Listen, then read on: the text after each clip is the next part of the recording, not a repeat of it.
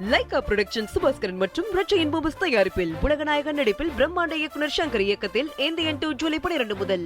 சிதம்பரம் நடராஜர் கோவில் ஆணி திருமஞ்சன விழாவில் கனகசபை மீது பக்தர்கள் நின்று தரிசனம் செய்ய தடை விதிக்கப்படவில்லை என சென்னை உயர்நீதிமன்றம் தெரிவித்துள்ளது. சிதம்பரம் நடராஜர் கோவிலில் 3 நாட்கள் ஆணி திருமஞ்சன விழா நடைபெறவுள்ளது. இந்த நிகழ்ச்சியின் போது பக்தர்கள் கனகசபை மீது நின்று சுவாமி தரிசனம் செய்ய அனுமதிக்க கோரி சம்பந்தமூர்த்தி ராமநாதன் என்பவர் சென்னை உயர்நீதிமன்றத்தில் வழக்கு தொடர்ந்தார்.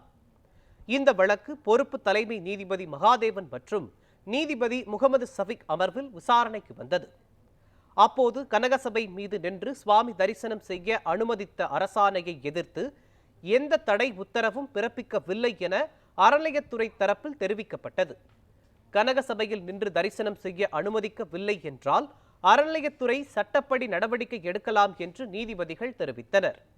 மேலும் இது சம்பந்தமாக அதிகாரிகளிடம் விண்ணப்பம் அளிக்குமாறு மனுதாரரை நீதிபதிகள் அறிவுறுத்தினர். இந்த விவகாரம் தொடர்பாக அடுத்த வாரம் அறிக்கை சமர்ப்பிக்க வேண்டும் என அறநிலையத்துறைக்கும் நீதிபதிகள் உத்தரவிட்டனர்.